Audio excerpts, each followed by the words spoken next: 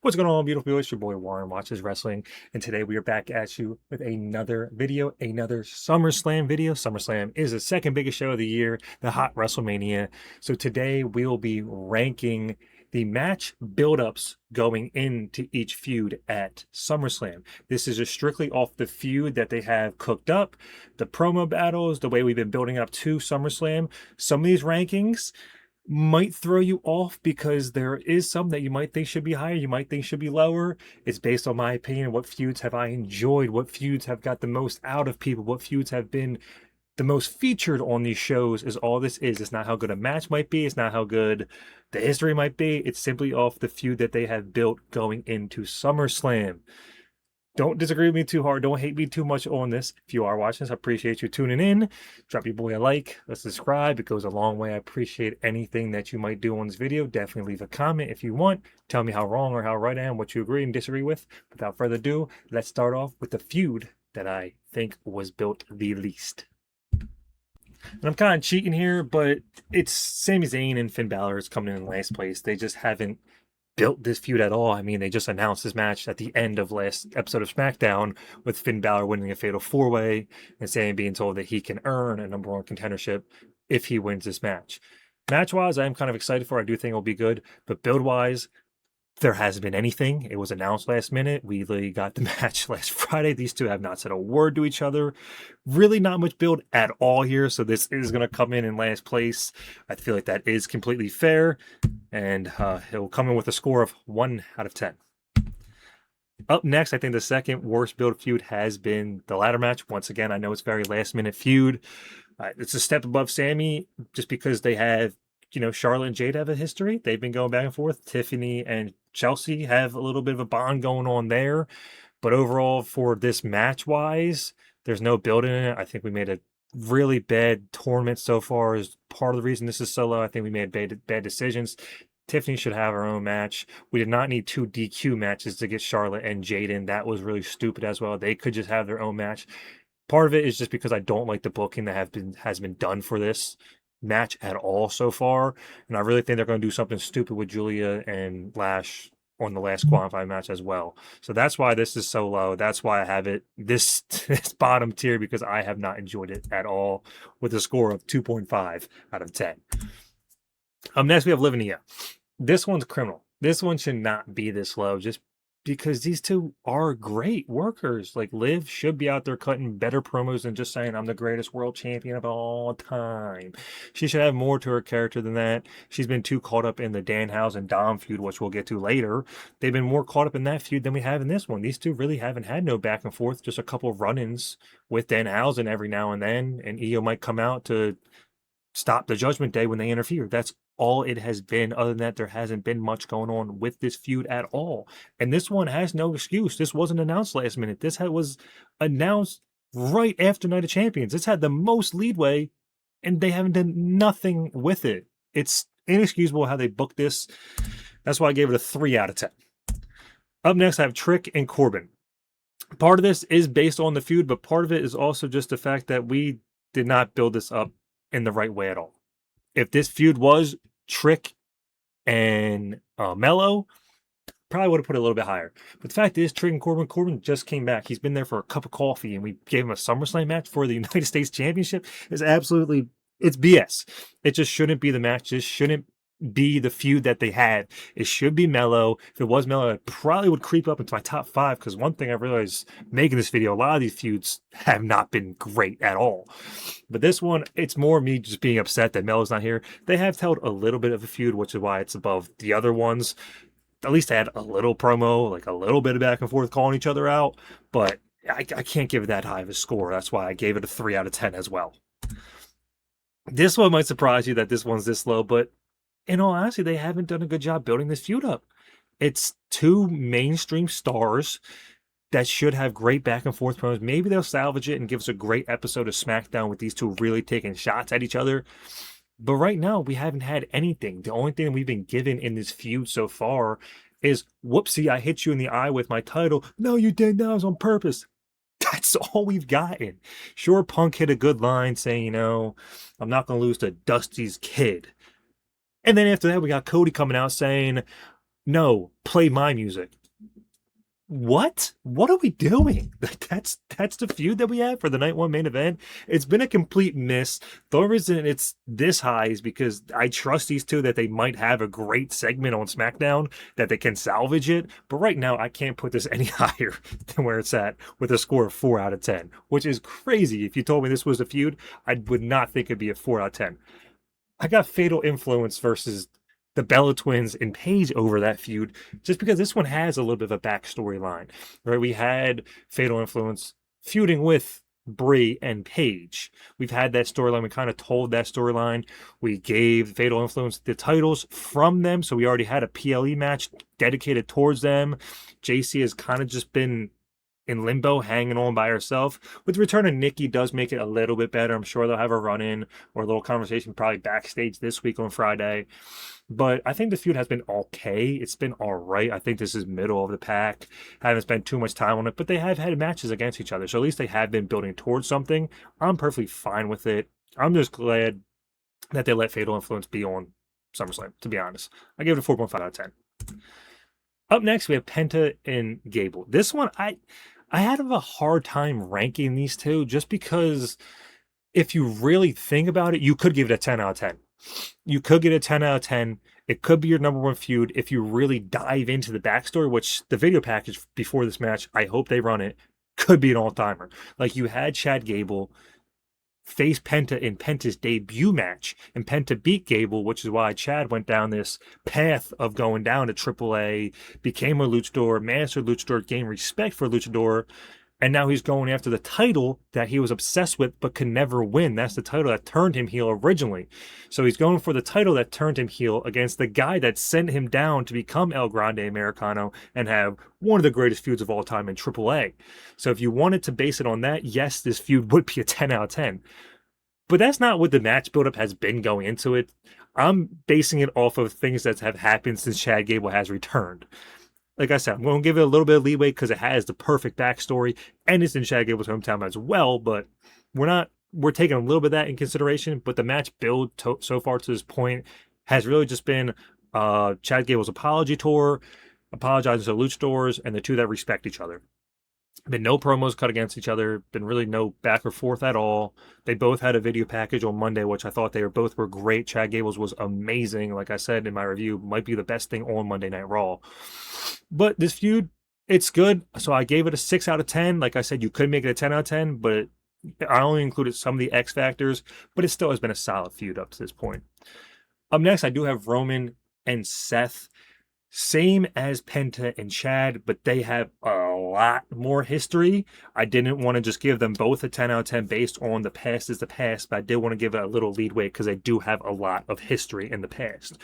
The first couple promos we had between Roman and Seth were good. The promo Seth cut when he was by himself was terrible. I love you, Seth, but that was not good. That was boring. Roman brought it up how it was boring. They had it back and forth. That was good. They took some shots at each other. But since then, we got nothing. Then we had Seth out there talking to Solo, which made me very nervous that they might bring in outsiders to this match, which should not be the case in the slightest. It should just be these two one-on-one, man-to-man, see who the better man wrestler is for the championship. We do not need no outside interference for it, which I'm glad they went back to that this last week on Monday. But this last episode of Monday Night Raw was nothing. They didn't say anything. They kept it simple. Yes, Seth is like, I'm just a better wrestler than you, and you'll always be my bitch. But you know, that line always leads to a brawl. I feel like these two didn't need a brawl. They didn't need all this fighting.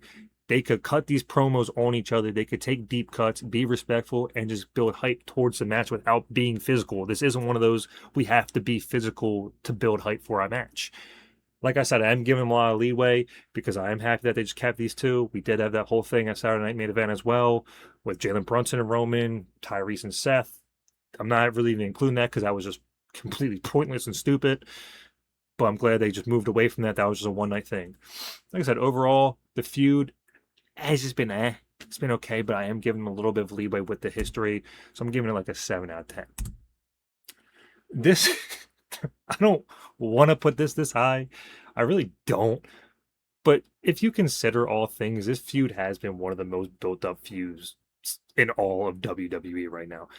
This feud has been getting so much screen time, so much airtime, so much everything from WWE. You gotta think they spent a Saturday night main event on it. The one episode, I think the first episode I reviewed of Raw, they literally had what, 5, 6 segments of Danhausen going after Judgment Day for his human monies. They've been telling the story for how long? At Night of Champions, he cursed Liv Morgan. So they've been telling this for quite some time now. Has all of it been good? No. The last episode of Raw was absolutely atrocious. It felt like we're in the terrible era again. I think that was really bad. But I don't want to take everything away from it. Like I said, is it my favorite feud right now? Absolutely not. Have I enjoyed it? Not really, all things considered. But I have to take in consideration how much time and effort they have given this feud. So it has to be this high. That's why it is a top 3 build right now going into SummerSlam. I gave it an 8 out of 10. Like I said, they've given so much thought and effort into this feud that it has to be this high. Up next, though, now we're getting into the top 3. I think all 3 of these feuds have been tremendous. If you wanted to give any of these your number 1 spot, absolutely could have. Going with Gunther versus Nick Aldis. This is not one that I thought would be great. You know, we had Gunther versus Pat McAfee. That sucked. But, like, this is different. Nick Aldis is actually a former wrestler, a former champion. And they have built this feud up over time. Obviously, we had them going back and forth. Ever since Gunther really arrived at SmackDown, he's been trying to call out Nick Aldis and push him to the limits and go at him. Then we had him choke him out. And then we actually had Nick Aldis cost Gunther the match at Saturday Night Main Event, building even more towards it. And their promo back and forth on SmackDown was, in my opinion, terrific. I thought it was a great back and forth. I think Nick Aldis really sent it home with that line saying, "You're not the career killer. I have nothing to lose here. You're just going to be the person that got bitched by his boss." I thought that hit hard. It was a great line. They've both been cutting very good, deep promos. They build up the match as much as they can. Whenever they have time to throw shots at each other, they do. I think this build has generally been amazing. I've really enjoyed it. If you told me this would be the match, one of the matches I was most hyped for, I would not believe you. But at this point in time, I am. And I think that this feud does deserve a 9 out of 10. I think they've knocked it out of the park and people excited for this feud. Heading into the top 2, at number 2, might surprise you, but it's Brock and Oba. I do think that this feud has kind of fallen off the last couple of weeks. They haven't really hit the mark. The weigh-in was a complete miss. It started off with a missed microphone. Locking him in the cage was stupid to me. But I'm not even really considering that. This has been a feud building really ever since WrestleMania. If you don't want to consider WrestleMania as the start of it, then we can consider when Brock came back and cost Oba and, like, you know, took him out. Then they had another match and he lost. And now we're at SummerSlam for the, you know, the rubber match, the last match. And the fact they made it Hell in a Cell was super hyped. That promo where Brock came out, they went back and forth. Oba had another great promo. And then Brock says it's going to be in Hell in a Cell. Automatically hype. Oba's terrific on the microphone as usual. He's been building towards his match. Paul Heyman, all the vignettes you've been getting, all the how brutal this match and violent this match is going to be. And at the end of the day, these two don't have to, in my opinion, do much to build towards this match. It's Brock and Oba in Hell in a Cell at the end of the day. It's going to be hype. I hope they give them enough time, and I hope they don't overthink it and just make the right decision here. Like I said, people have been commenting. It looks like Brock has been enjoying working with Oba. Oba is that guy. I do think he is the future. I think he has everything you need, and he can cut a ridiculously good at promos as well. They have taken all the right steps. Like I said, the last episode of Raw was a miss, in my opinion. But even them yelling at each other through the cage did build hype in the right way. These two, opposite of Seth and Roman, brutality, I think, is all you need from these two. Going at each other, knocking each other over, really just being two beasts being locked in a Hell in a Cell is the storyline itself. So this is my second best build feud. Gave it a score of 9/10. I mean, if you really want to put decimals, I'd be like a 9.3. It's a little bit better than Gunther and Aldis. My number 1 feud is not what I expected it to be, but it's the Usos and Fatu taking on Royski's LA Knight and Solo Sikoa. If you woke up from a coma and showed me this match, I'd be like, yeah, that's just something they threw together just to get the bloodline on the card. Absolutely is the only reason that this is on here. But no, we've put a lot of time. We've put effort into this feud on both shows, both Raw and SmackDown. How many times have we seen, you know, LA Knight or Solo Sikoa show up on Raw and then their Usos are on SmackDown? Like, we see them on both shows. we see them building towards this in a lot of segment, a lot of backstage segments. Like I said, we had Solo call out Seth Rollins and LA Knight call out everything. And everyone in this feud has looked good, in my opinion. Outside of Fatu, he's kind of has taken a step back. They're still keeping him as like the big threat. The Usos will get beat up and Fatu will come out and take everyone out. And then Royce Keys will come out and kind of even the odds. So they are doing a great job still involving Royce Keys, giving him something to do. He's looked great. I think his promos himself has improved. He seems like a real character. He doesn't seem like he's acting or out of character. He seems right in place with the whole feud itself, which has been a nice surprise, in all honesty. LA Knight has been, LA Knight. He's been cutting absolutely fantastic promos. He's been calling out the bloodline, been calling the fluff. He's been building himself up as almost if people are ready for him to be champion again with the promos and everything he's been cutting. The Usos are back together, bouncing off each other. I know they're supposed to be heels, but they're not. The crowd just loves them too much. They're trying to get that heel promo package back, but they're also doing the yeet whenever Jey Uso gets the mic, but bouncing off each other, working well as the Usos again has been fun. And then Solo Sikoa, man. I say it in a lot of my videos, I love Solo Sikoa. I think this feud has done wonders for him. He's came into a character, he's came into his own with the baby faces. I know they're both get cheered, but they are supposed to be the baby faces, LA Knight, Royce, and Solo. The Bloodline's supposed to be the heels, but people just like the Bloodline too much to boo them. But Solo has really came into his own here. I mean, I'm not lying when I say you go on Twitter or X, whatever you want to call it, and you look up Solo Sikoa coming down that white suit, cutting that promo, pew, pew, pew, pew. What are you going to yeet? You going to do this for 30 minutes? Solo is amazing with this character work that he's been doing. He's the most charismatic out of anyone in the Bloodline right now. Just honestly, he's arguably the best on the microphone. You can put him right there with Roman. I'm not even exaggerating when I say that. I truly believe that. We send Solo out there by himself to cut promos. We had him be the leader of factions. I think he's knocked everything out of the park. Right now, he's being a charismatic babyface. And I think that if they let him be this babyface, he probably would eventually get over and start to get cheered. This is a great point of his career right now. Like I said, people were calling him, comparing him to the Rock, saying he reminds them of a young Rock. That's insane if you told me Solo Sikoa would be being compared to a Rock. Absolutely absurd, but this feud has done so much for Solo. He's looked absolutely terrific. Sadly, I do think he is going to turn, but that's in the prediction video where I get into all that.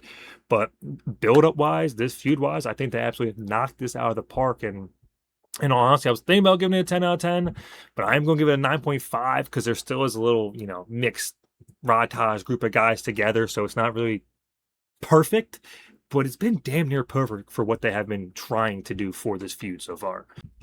So that was long-winded right there. I try to do that all on one take with a slideshow. So a lot of talking. I hope you don't mind me yapping too much.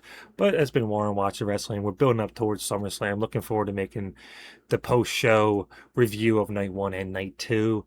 Going to continue to post on the Instagram. You can follow me there at Warren Watches Wrestling as well. Said we got 1 subscriber. Hopefully we can add more as the time goes on. We're going to continue to post daily videos.